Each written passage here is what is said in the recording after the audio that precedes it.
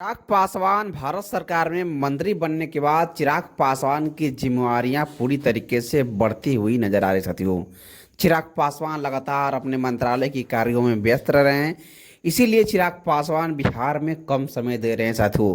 चिराग पासवान भारत सरकार में मंत्री है और एक बड़ा मंत्रालय की जिम्मेवारी मिलने के बाद चिराग पासवान उस कार्य में पूरी मजबूती के तहत लगे हुए हैं साथियों। कहीं ना कहीं चिराग पासवान की सबसे बड़ी काबिलियत का देर साथियों। अब देखिए किस तरीके से चिराग पासवान लगातार विदेशी दौरों पे जा रहे हैं। वहां पे जाकर कहीं ना कहीं अपने मंत्रालय के रिलेटेड से चिराग पासवान खाद्य उपभोक्ता मंत्रालय मिला है चिराग पासवान को। उसको रिलेटेड कहीं ना कहीं देश तरीके विदेशों में जिस तरीके से निवेश को लेकर चिराग पासवान का कार्य पूरी तरीके से लगा हुआ है साथियों। चिराग पासवान अभी फ्रांस पेरिस के दौरे पर थे और वहां से चिराग पासवान कई विषयों पर चर्चा करके स्वदेश लौटे हैं साथियों। कल ही चिराग पासवान का दिल्ली एयरपोर्ट पे स्वागत भी हुआ, स्वदेश भी लौट गए। लेकिन चिराग पासवान अपने कार्यों को लेकर काफ़ी सुर्खियों में रहते हैं साथियों। चिराग पासवान इस तरीके से आप देखिए किस तरीके से चिराग पासवान विदेशों में जाकर चिराग पासवान पूरे भारतीयों से भी मिल रहे हैं।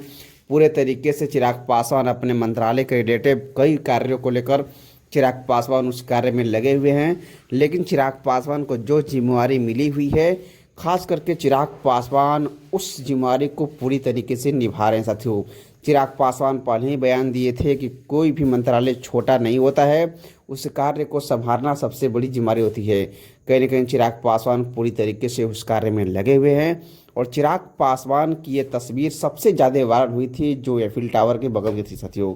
चिराग पासवान वहां पर जाकर कहीं ना कहीं लोगों से मुलाकात किए, उस कार्य को लेकर किस तरीके से विदेशों में निवेश पूरी तरीके से भारत का निवेश मजबूत हो, इसके लेकर चिराग पासवान विदेशी दौरे पर थे। चिराग पासवान स्वदेश लौट गए हैं। अब बिहार के राजनीति में कहीं ना कहीं देश की राजनीति में जो उपचुनाव होने वाले हैं, चिराग पासवान की किस तरीके से उपस्थिति होगी मैं आप सबको नेक्स्ट वीडियो में बताऊंगा। अभी के लिए इतना ही। जय हिंद जय